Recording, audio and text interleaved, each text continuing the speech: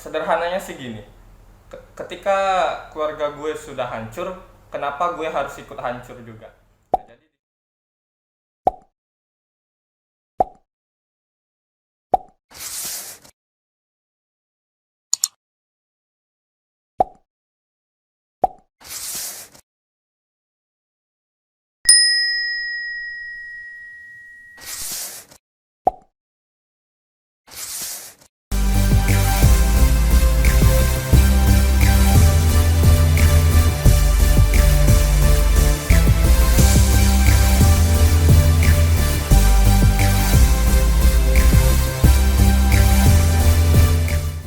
Oke, balik lagi di channel gue, di channel Arsis TV.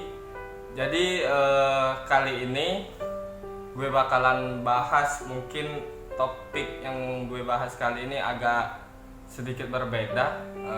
Topik yang jarang untuk dibicarakan oleh banyak orang, tapi gue mencoba membahas topik ini karena eh, ini sebenarnya ya mungkin sedikit curahan isi hati gue ya, bagaimana eh, apa yang gue alami sendiri, maupun mungkin nanti ada teman-teman lain juga yang mengalami.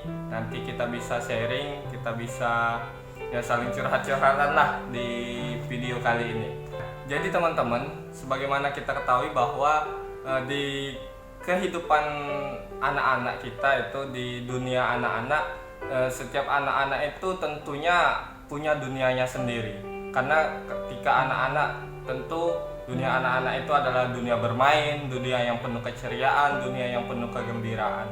Dimana anak-anak itu ketika anak-anak ya tentunya hanya tahu tentang bermain, tentang jajan, minta uang dan orang tua, jadi seperti itu. Tentu setiap orang tua menginginkan masa kecil dari anak-anaknya itu adalah masa kecil yang bahagia, adalah masa kecil yang ketika dikenang, ketika dia sudah dewasa, menjadi suatu kenangan indah di dalam kehidupannya. Akan tetapi tidak sedikit juga anak-anak yang mengalami ya masa kecilnya bisa dikatakan kurang beruntung seperti anak-anak lainnya.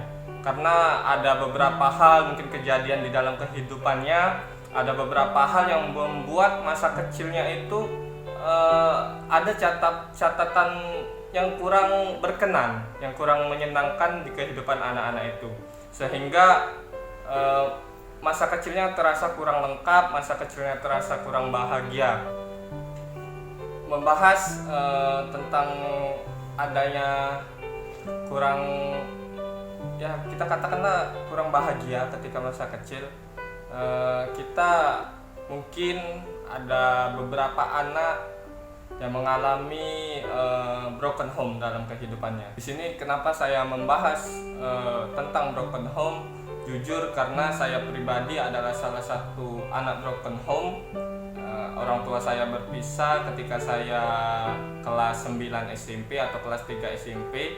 Pada waktu itu saya sedang mendekati ujian nasional ya, SMP. Memang kita tidak bisa menyalahkan juga orang tua kita, kenapa mereka berpisah. Mungkin mereka mempunyai pilihannya sendiri kenapa sampai berpisah. Mungkin mereka juga memiliki pemikirannya sendiri kenapa mereka sampai berpisah. Walaupun dampak dari apa yang terjadi ini itu secara psikologis berdampak kepada anaknya. Jujur gue secara pribadi memang salah satu anak broken home. Orang tua gue berpisah saat itu umur gue sekitar ya mungkin 15 tahun ya. Itu waktu gue kelas 9 SMP, pada saat menjelang ujian nasional. Itu lagi ya pokoknya lagi pas sering ribut-ributnya orang tua gue. Memang ya mungkin yang dialami anak-anak broken home itu berbeda-beda ya, kejadian yang berbeda-beda. Ini gue cerita dari sisi gue pribadi dulu. Pada saat itu ketika memang orang tua memutuskan untuk berpisah, jujur gue secara pribadi ya bisa dikatakan depresi lah.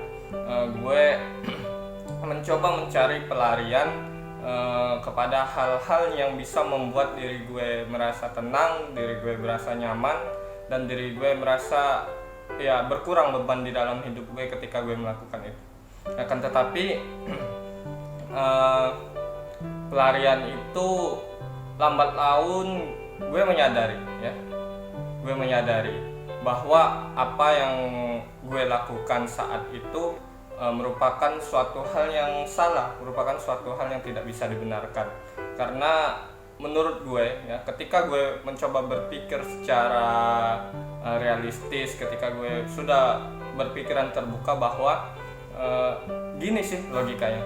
Ketika ya katakanlah ketika keluarga kalian hancur, ketika keluarga kalian sudah tidak utuh lagi, kok kalian masih melakukan hal-hal yang negatif, kalian masih melakukan hal-hal yang bisa justru membuat hidup kalian menjadi lebih berantakan, hidup kalian lebih hancur. Nah, di situ gue mulai berpikir, kenapa gue tidak mencoba melakukan hal-hal yang lebih positif? Kenapa gue tidak mencoba melakukan hal-hal yang bisa lebih membuat diri gue bisa lebih bermanfaat? Sederhananya sih gini, ketika keluarga gue sudah hancur, kenapa gue harus ikut hancur juga? Nah, jadi di situ gue mulai berpikir, gue mulai bangkit. Nah, dari situlah gue mencoba mencari hal-hal yang menurut gue lebih bermanfaat untuk hidup gue. Nah, jadi untuk teman-teman mungkin yang mengalami hal yang sama seperti gue, untuk yang mengalami hal-hal yang serupa dengan gue, mungkin kita sama senasib dari keluarga broken home. Yuk teman-teman, ya, nggak ada istilah hidup lo hancur, ya. Semuanya itu sebenarnya kembali lagi kepada diri lo masing-masing, ya. Intinya ada motivasi dari dalam diri kalian masing-masing bahwa yang namanya hidup itu ya jatuh itu hal yang biasa. Gue pernah mengutip salah satu kata bijak dari tokoh dunia. Dia pernah mengatakan bahwa kenapa kita terjatuh? Ya, kita terjatuh agar kita tahu bagaimana caranya untuk bangkit. Nah, jadi ketika kita terjatuh bukan berarti kita tidak bisa bangkit lagi. Justru kita terjatuh agar kita tahu bagaimana caranya bangkit dan terus mengejar apa yang kita inginkan. Positive thinking aja. Ya, positive thinking aja bahwa ke depan ada hal yang lebih baik yang dipersiapkan Tuhan untuk diri kita. Ya, ada hal-hal baik yang akan kita temui ke depannya. Dengan catatan kita harus terus berjuang, bahwasanya kejadian yang menimpa diri kita itu bukan menjadi suatu pukulan yang membuat kita terpuruk, akan tetapi justru itu jadikan suatu motivasi dari dalam diri kita untuk terus bangkit. Nah, sering orang-orang yang berasal dari keluarga broken home ini mencari pelarian kepada hal-hal yang menurutnya itu menjadi suatu pelarian yang benar. Akan tetapi tanpa mereka sadari bahwa apa yang mereka lakukan itu justru sebenarnya membuat diri mereka menjadi lebih terpuruk, justru membuat mereka menjadi lebih hancur. Nah, untuk teman-teman yang nonton video ini, yang sama-sama kita berasal dari keluarga broken home, ya, yuk kita sama-sama lakukan hal-hal yang lebih positif, lakukan hal-hal yang lebih produktif untuk hidup kita masing-masing.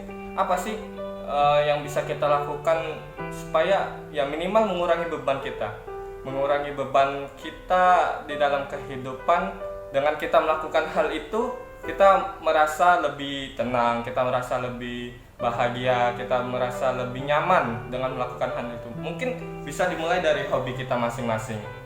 Dan untuk teman-teman yang mungkin hobi di bidang kesenian, ya bisa menyalurkan bakat, menyalurkan hobinya untuk menutupi kesedihan kawan-kawan lain. Nah, saya secara pribadi justru ya karena saya merasa jujur kalau di rumah saya agak sedikit berbicara.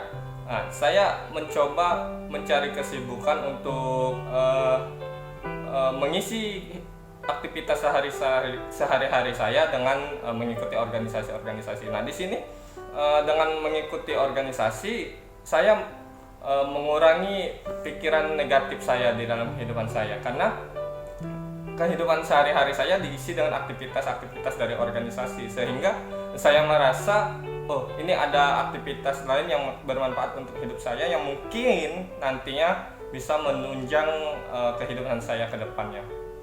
Jadi pada intinya poin yang ingin saya ambil bahwasanya broken home bukan berarti hidup kita hancur, akan tetapi bagaimana cara kita bisa memaknai, bagaimana cara kita bisa mengambil hikmah dari kejadian yang menimpa diri kita masing-masing.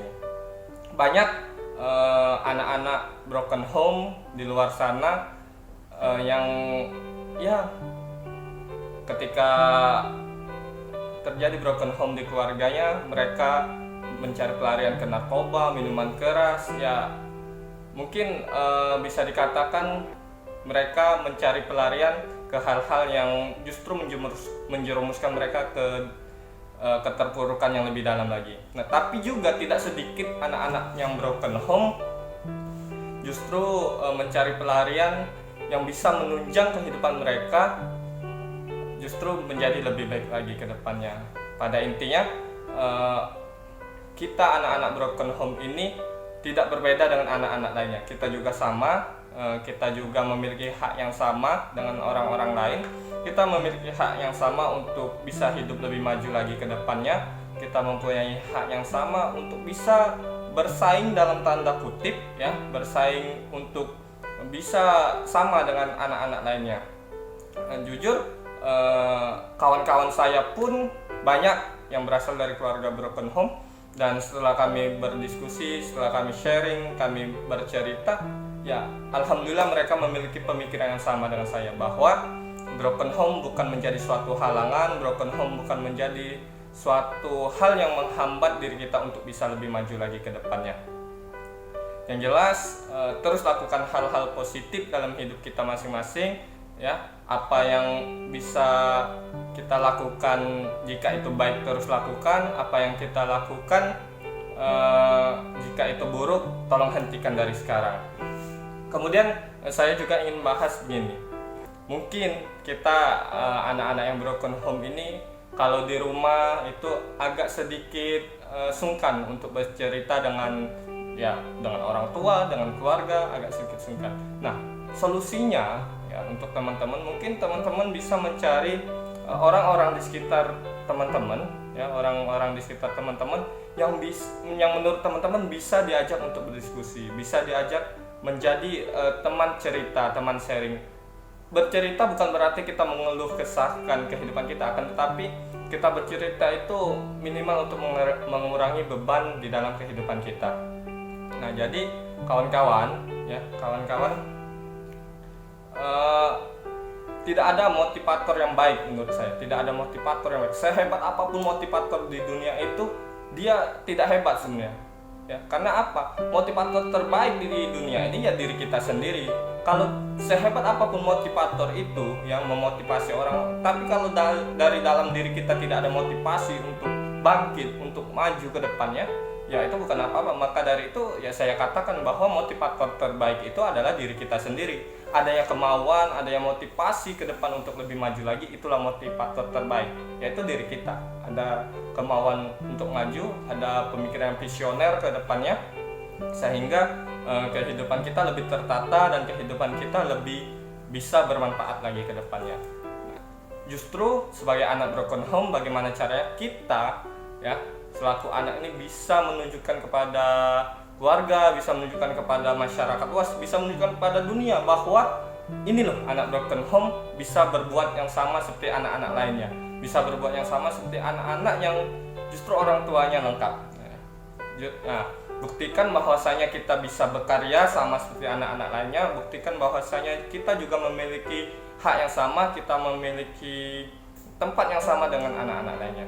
Ya, mungkin ini yang saya sampaikan pada hari ini. Jujur, sebenarnya ini juga lebih banyak kepada curahan hati saya. Ya, mungkin teman-teman ada cerita-cerita lain dari diri teman-teman, bisa nanti diceritakan di kolom komentar ya di bawah. Silakan nanti komentar gimana sih menurut, atau ada masukan dari teman-teman, ada saran dari teman-teman, Kak, gimana kalau kakak tuh ngelakuin hal-hal seperti ini, boleh cantumkan di kolom komentar di bawah. Terima kasih teman-teman. Kalau menurut teman-teman video kali ini adalah video yang bermanfaat, silakan like, comment, and subscribe di YouTube ini. Dan kalau memang lebih bermanfaat untuk orang banyak menurut teman-teman, silakan share video ini. Terima kasih. Sampai jumpa di video saya selanjutnya.